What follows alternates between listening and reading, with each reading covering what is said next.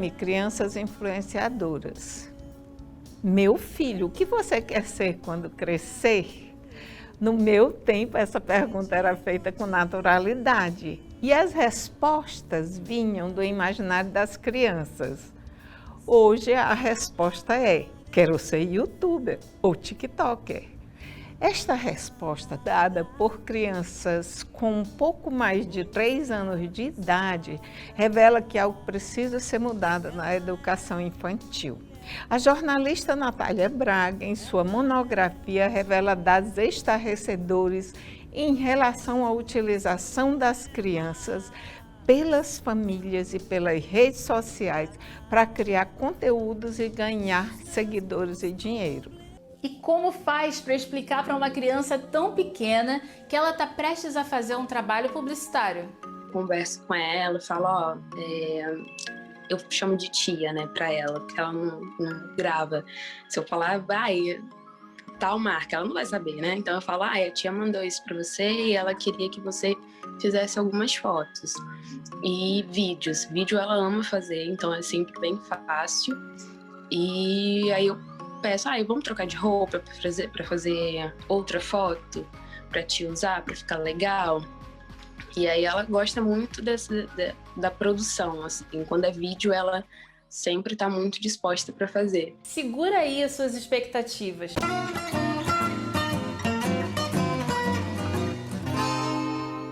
Natália, você fez sua monografia de jornalismo com uma pesquisa e um documentário sobre crianças influenciadoras e a exploração publicitária. O que motivou você para abordar este tema? Eu sou criadora de conteúdo há mais de uma década, então eu já tinha um entendimento de que tudo isso se trata de uma indústria. E aqui no Brasil, em 2015, que foi mais ou menos quando eu entrei na faculdade, a gente já tinha um cenário até que bem desenvolvido de produção de conteúdo para o público infantil. Então tinha personagem, desenho animado, adultos que criavam esse conteúdo infantil, mas eu senti a necessidade de falar sobre as crianças que são influencers, né? Porque existe um lucro em torno disso e esse lucro ele é pautado no trabalho infantil e na publicidade infantil. E esses dois eles não deveriam acontecer. Por outro lado, eu sempre quis fazer uma comunicação de forma acessível. Então, eu fiz questão de que esse trabalho final da faculdade fosse também um documentário que ficasse disponível de graça para todo mundo na internet. O que você quer ser quando crescer? Era uma pergunta natural que gerava respostas do imaginário das crianças, mas que hoje tem outro sentido. O que essas respostas? Quero ser YouTube ou TikToker, que as crianças pequenas falam hoje, elas refletem? Esse é o reflexo de uma mudança cultural. Na minha opinião, é natural que as crianças respondam de acordo com o ambiente onde elas estão mais expostas. E a internet é um ambiente também, só que é um ambiente digital. Então, quando a criança fala que ela quer ser influenciadora, ela fala isso entendendo que o influencer é um referencial de entretenimento, de acesso ao consumo, de aprovação social, de inteligência. E à medida, claro, né, que essa criança vai amadurecendo, ela vai trazendo motivações mais complexas para embasar essa mesma resposta, né? Vamos dizer assim. E em comparação com os famosos, a gente também acompanhava celebridades, né? Na TV, no cinema, mas a internet, ela trouxe um outro grau, né? Primeiro que agora a gente acompanha muito do dia a dia desse influencer, e aí a gente vê que a pessoa mora numa casa enorme, ela recebe a linha completa de brinquedos ou um acesso ilimitado a um jogo. E mesmo no caso de quem é um influenciador mirim, a gente acaba vendo que a brincadeira ali do dia a dia, ela é hiperrealista, porque é muita edição, é um cenário incrível, é tudo muito paramentado. E na nossa sociedade parece que é cada vez mais obrigatório que profissionais de diversas áreas se apresentem nas redes sociais. Às vezes chega ao ponto da gente desistir de contratar alguém para contratar outra pessoa que tenha mais seguidores. Só que, por outro lado, quando o assunto é a vida, né, o dia a dia dos influencers, existem alguns protocolos, algumas burocracias que o público em geral não enxerga como trabalho, né? Não enxerga a profissão criador de conteúdo como um trabalho de fato. Então, de toda forma, eu acredito que quando uma criança ou adolescente responde que quer ser youtuber, tiktoker, influenciador de modo geral, é muito para apontar que estilo de vida ela gostaria de ter, inclusive enquanto trabalha. Nada na vida, nem nas redes sociais, acontece por acaso. Como você avalia, do ponto de vista do ECA, o Estatuto da Criança e do Adolescente, essa superexposição infantil nas redes sociais? Eu venho da área da comunicação e me deparei com o direito para poder levantar a questão do trabalho infantil no documentário. Então, eu não sou uma pessoa que domina esse assunto do Estatuto da Criança e do Adolescente. Mas ele fala muito sobre a preservação da dignidade humana nesse nosso processo de desenvolvimento, que é a infância. E aí eu perguntei para uma das fontes da minha pesquisa se o ECA precisa ser assim atualizado diante do que a gente vê nas redes sociais. E aí ela me respondeu que esse tipo de anseio aparece muito. Toda vez que a sociedade enfrenta algum tipo de desafio ou de problema, bate essa vontade de alterar ou de atualizar o ECA. Mas de acordo com essa fonte, o ECA ele tem fundamentos que são atemporais. E aí, na minha opinião, eu acredito que o ECA funciona muito bem combinado com outros dispositivos jurídicos que vão sendo criados de acordo com as nossas demandas do dia a dia, como é o caso do Marco Civil da Internet, do projeto de lei contra as fake news, e por isso esse tipo de conexão aparece lá durante o Infância em Caixa. E tudo isso é para dizer que, com base nesses fundamentos atemporais do ECA, a superexposição das crianças na internet ela é tão forte que ela acaba apagando qualquer benefício que as redes sociais poderiam trazer para o desenvolvimento humano, de modo geral. Hoje, nas redes sociais, as crianças estão muito expostas e de forma precoce a questões como a violência de gênero, o assédio sexual, machismo, racismo, o capacitismo, todas essas formas, inclusive o bullying também. E mesmo com as ferramentas de controle parental ou com acesso supervisionado à internet, a gente vê que as coisas fogem do controle, exatamente porque as redes sociais, elas, na essência, não foram projetadas para esse público-alvo. Então, quando alguém tem contato com essa confusão toda, o corpo sente. Existem estudos que mostram que, a partir desse consumo de conteúdo nas redes sociais, a gente tem alterações na nossa autoimagem, no nosso senso de concentração, a capacidade de interpretação e muito mais. Isso vale para todas as crianças. Mas as crianças que são criadoras de conteúdo, elas acabam lidando com o fato de que a vida delas e a personalidade se tornou um produto. E os familiares, que deveriam ocupar esse papel de cuidado, de orientação, acabam se tornando os chefes e os gerentes desse trabalho artístico. Como a história da menina Alice, que é famosa no Brasil, influencia as famílias? Deveria ter sido um bom exemplo de alerta para os pais de crianças influenciadoras, mas eu sinceramente acho que não surtiu esse efeito.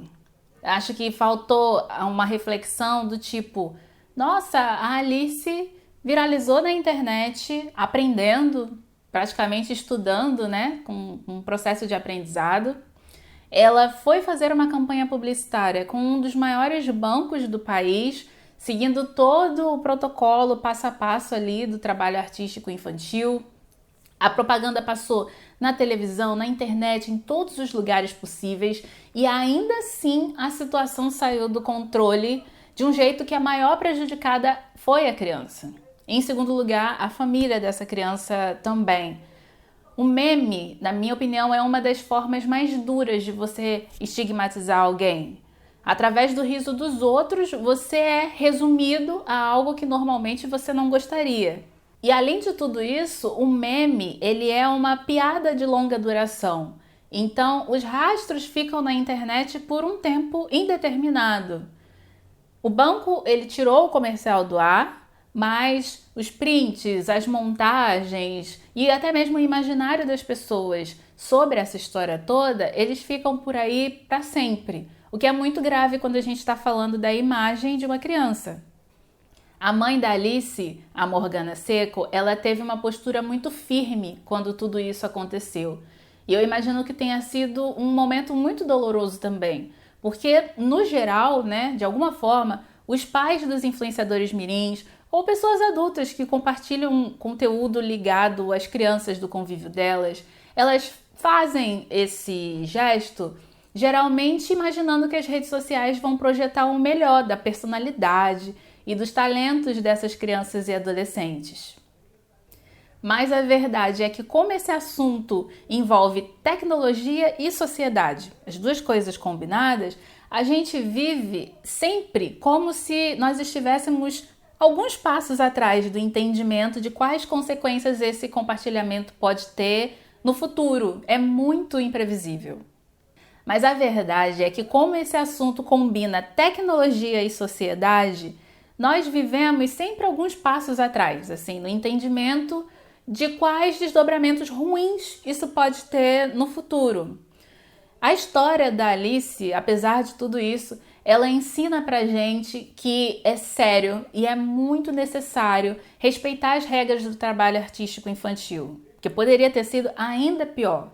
E os cuidadores, eles têm o dever de se manterem informados sobre as políticas das redes sociais para mitigar esse tipo de situação. E nós, enquanto público final, consumidor de conteúdo, nós não devemos compartilhar memes que reproduzam a imagem das crianças pensando nesse tipo de coisa. Fale um pouco sobre a precariedade do exercício da profissão infantil e os aspectos legais que não estão sendo cumpridos pelas famílias nem pelas plataformas. O trabalho artístico dos influenciadores mirins já começa precarizado por conta da lógica das redes sociais. Elas são pautadas na coleta de dados dos usuários, na venda de publicidade e no estímulo a grandes audiências. É basicamente tudo que uma criança não deveria passar na internet, seja enquanto protagonista de um conteúdo ou enquanto audiência. Para a criança que cria conteúdo, já não é legal essa lógica de estimular muito a audiência, porque por trás disso vem uma pressão para que se crie cada vez mais conteúdo. Então a pessoa precisa se dedicar por mais horas a isso também. E existem várias outras implicações das redes sociais, no sentido de não verificar a idade de quem cria perfil. Afinal, a idade mínima para ter uma rede social deveria, e de fato é legalmente, 13 anos de idade. Na prática, a gente vê que não é bem isso que acontece, assim como a fiscalização do conteúdo nocivo a crianças, e aí vai só piorando a situação. Mas por parte dos pais, das famílias, dos criadores de conteúdo, eu percebo que as relações familiares elas ficam muito abaladas. As relações, inclusive, de cuidado, né? Porque quem deveria estar cuidando e protegendo essa criança se torna o gerente, o diretor daquela criação de conteúdo. E às vezes essa pessoa entra também numa posição de gerência sem entender muito bem o mecanismo das redes sociais e prever situações perigosas para essa criança, seja enquanto ela cria conteúdo ou para o futuro, como a gente já estava conversando aqui sobre casos que já aconteceram no Brasil e no mundo. Falando nisso, a série Má Influência da Netflix mexeu bastante comigo nesse sentido da gente entender que, por mais que a gente tente fazer valer para as redes sociais aquilo que já existe em relação às regras do trabalho artístico mirim, como é que a gente vai fazer para fiscalizar? É do espaço doméstico que a gente está falando. Então é bem complicado, mas a gente precisa dar um jeito de tornar algum mecanismo possível. Afinal, a proteção das crianças não pode ser negada de forma alguma, nem por quem cuida diretamente das crianças, nem de quem gerencia as redes sociais e nem de qualquer um de nós enquanto sociedade. E se todo esse cenário representa uma violação dos direitos das crianças, isso significa que ela vai se desenvolver de uma forma precária também, com muitas implicações na saúde mental, nas relações que essa criança desenvolve, na percepção, na imagem que ela tem dela mesma e daí para frente, né? Agora que a gente está vendo, vamos dizer assim, os primeiros influencers mirins da atualidade se tornando adolescentes, até mesmo jovens adultos, com uma postura crítica e contando essa história em primeira pessoa de tudo que aconteceu de forma assim que não foi legal, né, para a formação deles. Aguarde, em 1 minuto a gente volta.